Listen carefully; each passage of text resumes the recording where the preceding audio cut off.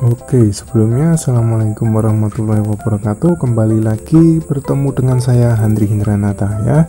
Ini adalah pembahasan kita tentang perkembangbiakan tumbuhan,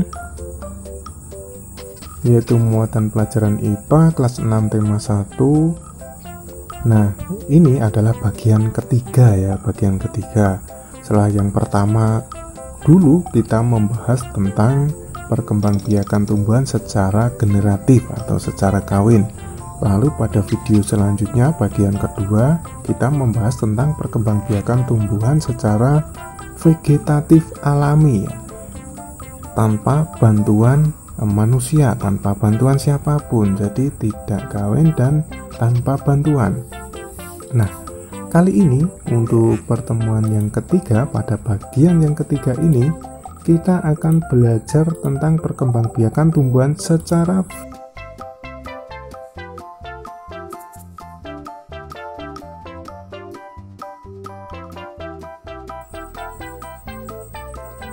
Nah, ini kemarin kita sudah belajar tentang vegetatif alami, sekarang kita belajar tentang vegetatif buatan.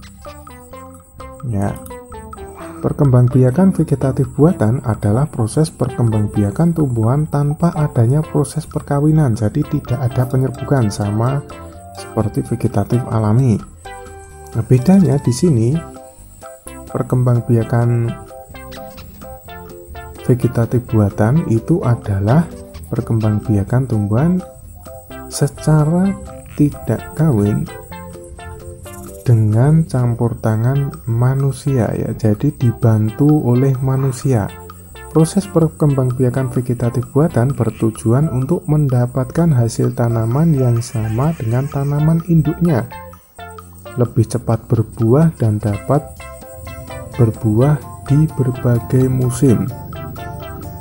Cara perkembangbiakan vegetatif buatan antara lain cangkok, stek, merundu, okulasi, dan sambung atau enten ya, mengenten.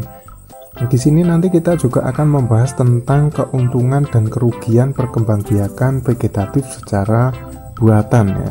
Sekarang kita masuk dulu ke pembahasan yang pertama, yaitu perkembangbiakan vegetatif buatan dengan cara mencangkok ya, dengan cara cangkok atau mencangkok. Cangkok adalah proses perkembangbiakan untuk memperbanyak tanaman dengan cara membuat akar baru dari bagian batang tanaman induk. Setelah tumbuh akar, maka tanaman siap dipotong dan ditanam menjadi tanaman baru. Contoh jenis tanaman yang sering dicangkok adalah tanaman buah-buahan seperti tanaman jambu, jeruk, mangga, alpukat, dan jenis tanaman buah lainnya, serta beberapa contoh tanaman hias yang dapat dicangkok seperti bunga melati, bunga kenanga, bunga indah, dan bunga soka. Syarat mencangkok tanaman seperti tanaman tidak terlalu tua dan tidak terlalu muda. Ukuran batang yang tidak terlalu besar, memiliki batang lurus, batang berwarna coklat muda, dan kulit batang yang mulus ya, yang halus. Nah, cara mencangkok seperti ini. Gambar yang pertama ini kita garis dulu di sini. Jadi kita kelupas dulu kulitnya ya. Seperti gambar nomor 2 ini, kita kelupas kulitnya.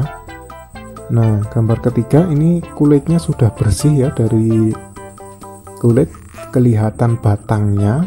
Nah, lalu kita bungkus dengan serabut yang isinya tanah ya. Jadi di sini dibungkus dengan plastik agar nanti tujuannya adalah dari kulit atas ini di sini akan keluar akarnya. Jadi di dalam tanah yang ada serabutnya ini tadi, di situ akan keluar akar dari kulitnya sini. Nah, setelah akarnya keluar, maka batang yang sudah dicangkok ini bisa dipotong lalu ditanam ya. Jadi prosesnya seperti itu. Kita lanjut ke pembahasan selanjutnya, yaitu menyetek atau stek ya. Perkembangbiakan dengan cara stek dilakukan dengan cara menanam bagian tertentu tumbuhan tanpa menunggu tumbuhnya akar terlebih dahulu.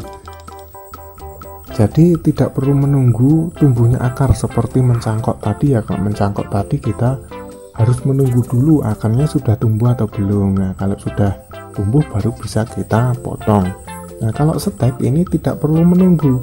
Jadi pada tumbuhan ini langsung kita potong aja, langsung kita tanam, nanti dia akan otomatis akarnya keluar. Nah, macam stek itu ada dua, yaitu stek batang dan stek daun. Stek batang misalnya tanaman ketela pohon, tebu, sirih, bunga sepatu, singkong, cempaka, katuk, mawar, bougainville, tumbuhan daun Afrika ya. Ini jadi batangnya ini tinggal kita potong saja, lalu kita tancapkan ke dalam tanah yang ada humusnya, lalu otomatis dia akan keluar akarnya. Dia akan keluar akarnya dan dia akan tumbuh daunnya, itu stek batang seperti ini. Nah, yang kedua yaitu stek daun, misalnya cocor bebek, begonia, dan sri rezeki. Nah, ini tinggal kita potong daunnya lalu ditancapkan seperti ini, maka dia akan tumbuh daunnya gitu ya, tumbuh daun dan tumbuh akar ke dalam tanahnya. Oke, kita lanjut ke pembahasan selanjutnya yaitu merunduk. Nah, ini merunduk ya. Merunduk adalah suatu cara untuk memperbanyak tanaman dengan membengkokkan sebagian batang atau ranting dan memendamkannya ke dalam tanah.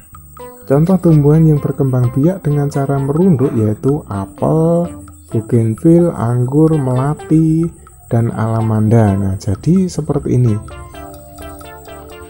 Jadi perbanyakan dengan cara merunduk, bagian yang disayat ditimbun di dalam tanah yang telah dicampur kompos. Jadi ini disayat dulu, disayat sedikit, lalu tinggal dirunduk atau ditutup dengan tanah yang ada komposnya. Nanti otomatis di sini juga akan keluar akarnya, tinggal kita potong saja, dia akan menjadi tumbuhan sendiri yang sudah berpisah dengan induknya. Oke, cara yang selanjutnya yaitu menempel atau okulasi ya. Nah, okulasi adalah cara pembudidayaan tanaman dengan menempel mata tunas dari dua tanaman yang sejenis tetapi beda sifat, misalnya mangga manalagi dan mangga aromanis. Tujuan utamanya adalah mendapatkan tanaman baru dengan sifat unggul dari dua atau lebih tumbuhan berbeda. Cabang yang baru akan memiliki sifat dari kedua tanaman. Tanaman yang berbentuk dari hasil okulasi ini mempunyai sifat yang lebih baik dari tanaman induk karena biasanya menggabungkan sifat-sifat unggul dari dua tanaman. Contoh tanaman yang bisa diokulasi adalah jeruk, rambutan, dan durian itu. Jadi di sini misalnya mangga manalagi dan mangga aromanis gitu ya. Jadi nanti tinggal diambil saja bagian yang ada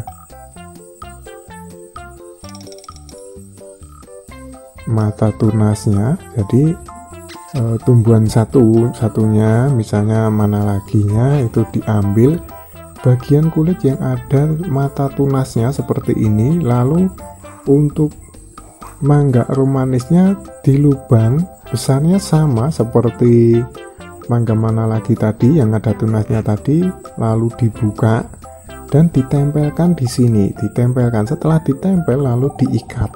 Nah, setelah diikat maka otomatis nanti mata tunasnya ini akan tumbuh semakin membesar ya. Jadi dari sini nanti akan tumbuh tumbuhan yang berbeda. Jadi sifat-sifatnya itu campuran antara mangga manalagi dan mangga aromanis. Ini di sini keluar. Lalu kita lanjut selanjutnya yaitu mengenten ya. Kopulasi, mengenten atau menyambung ya, menyambung adalah menggabungkan batang bawah dan batang atas dari tanaman yang berbeda sehingga akan diperoleh sebuah tanaman baru. Perkembangbiakan tumbuhan dengan kopulasi menghasilkan jenis tanaman baru. Tujuan dari kopulasi sama dengan okulasi, jadi sama seperti menempel tadi ya, tujuannya yaitu menggabungkan dua sifat tanaman yang berbeda tetapi masih satu keluarga. Contoh kopulasi antara lain tanaman terong yang disambung dengan tomat. Nah, contoh buah-buahan yang kopulasi yaitu mangga, kopi, dan durian ya. Di sini saya pernah mencoba yaitu pohon ketela pohon itu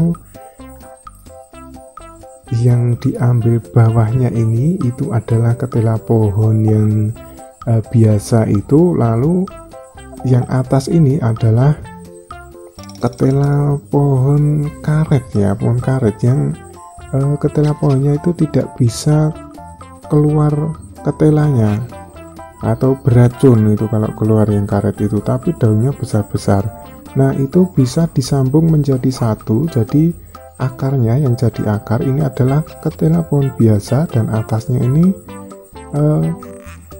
ketela pohon karet. Jadi nanti ketika disambungkan maka di bawahnya ini akan keluar ketela pohon yang bisa membesar, bisa besar-besar, dan daunnya bisa berdaun lebat, bisa kita gunakan untuk memasak juga. Jadi bisa diambil semuanya, bisa diambil daunnya, bisa diambil singkongnya gitu. Oke, selanjutnya yaitu kita sudah membahas tentang perkembangbiakan vegetatif buatan. Nah, selanjutnya kita melihat keuntungannya. Apa sih keuntungan dari perkembangbiakan vegetatif buatan?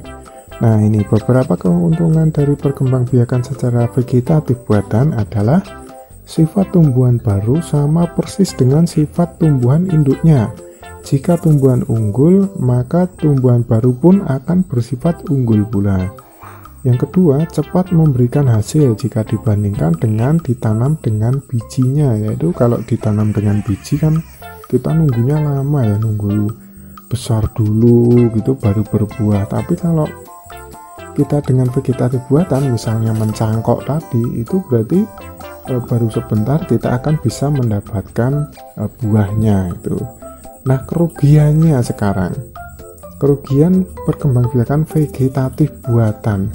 Nih, beberapa kerugian vegetatif buatan adalah tumbuhan yang diperbanyak secara vegetatif buatan tidak memiliki akar tunggang sehingga mudah tumbang ya. Jadi seperti pohon mangga yang dicangkok tadi, dia tidak memiliki akar tunggang, jadi akarnya cuma seperti akar serabut gitu ya, otomatis nanti kalau terlalu tinggi atau terlalu besar dia akan lebih mudah tumbang gitu kalau tersapu angin ya.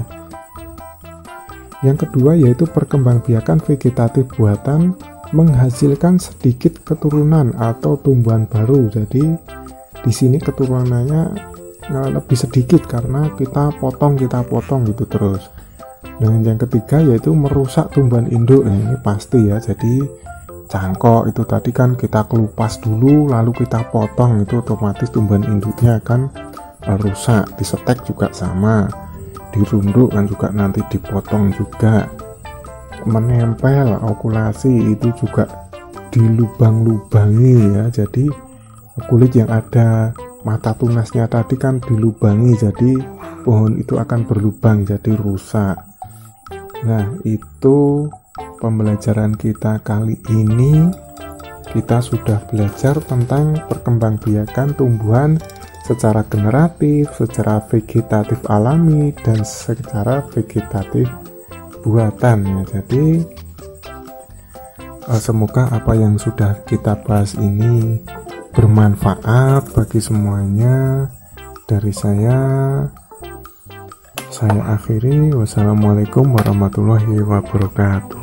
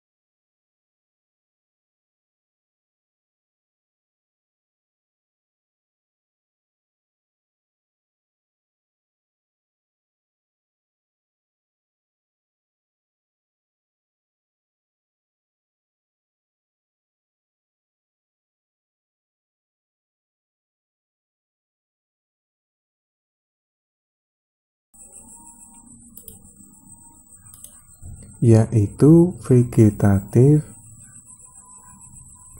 buatan ya. Vegetatif buatan di sini, vegetatif buatan adalah dengan bantuan manusia itu ya.